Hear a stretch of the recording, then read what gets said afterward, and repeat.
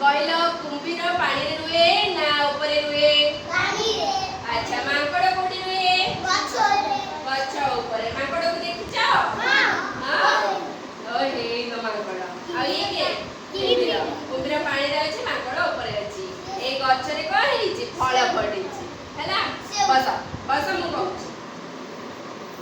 କଣ ହେଲା ନା ଗୋଟେ କୁମ୍ଭୀର ଥିଲା ଆଉ ଗୋଟେ ମାଙ୍କଡ ଥିଲା ହେଲା। ମାଙ୍କଡ ଯେହେତୁ ଗଛ ଉପରେ ରୁହେ, ମାଙ୍କଡ ତାର ଗଛ ଉପରେ ରହିଥିଲା ଆଉ ସେ ଗଛରେ ସୁସ୍ୱାଦୁକର ଫଳ ଫଳିଥିଲା। ତ କୁମ୍ଭୀର ଖାଇପାରେ ନା କାହିଁକି ନା ସେ ପାଣିରେ ରହୁଥିଲା ହେଲା। ତ ମାଙ୍କଡ ଖାଏ।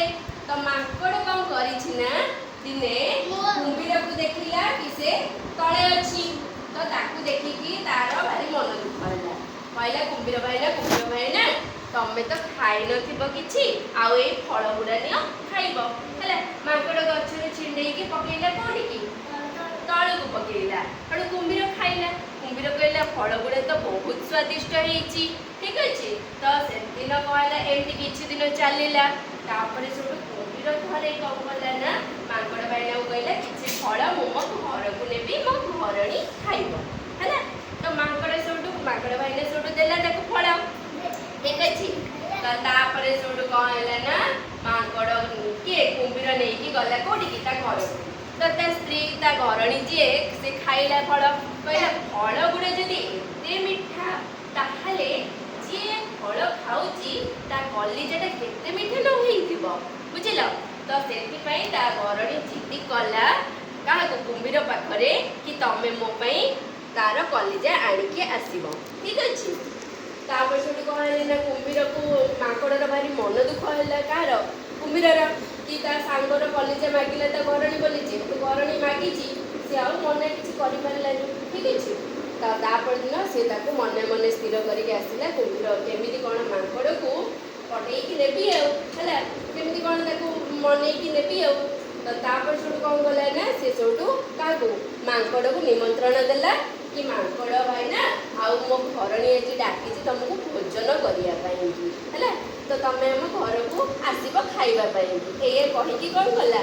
ମାଙ୍କଡକୁ ଡାକିକି ନେଲା, ଠିକ ଅଛି। ତ ସେଠୁ ମାଙ୍କଡ ସେଠୁ ରାଜି ହେଇଗଲା ଯିବା ପାଇଁକି। ତାପରେ କୁମ୍ଭୀର ପିଠି ଉପରେ କିଏ ବସିଲା? ମାଙ୍କଡ ବସିଲା ହେଲା। ମାଙ୍କଡ ବସିକି ଧୀରେ ଧୀରେ ପାଣିରେ, କାହିଁକିନା ମାଙ୍କଡ ତ ପାଣିରେ ଯାଇପାରିବନି ହେଲା। ହଁ।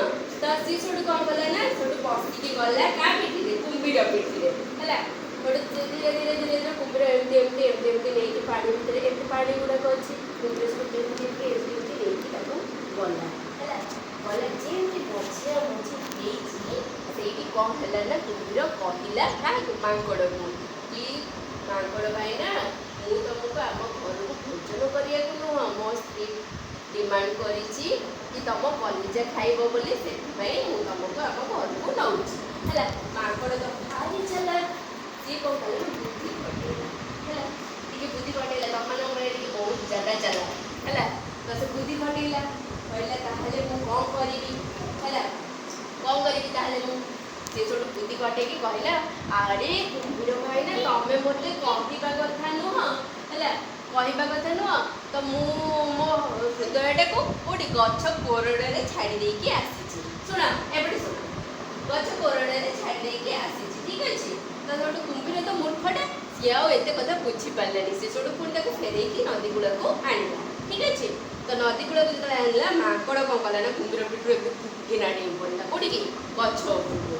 ତାପରେ ସେଠୁ କହିଲା ଆରେ ମୂର୍ଖ, କେହି କଣ କେବେ ନିଜ ହୃଦୟକୁ ଗଛ କୋରଡ଼ରେ ରଖେ ହେଲା, ଏମିତି କହିଲା।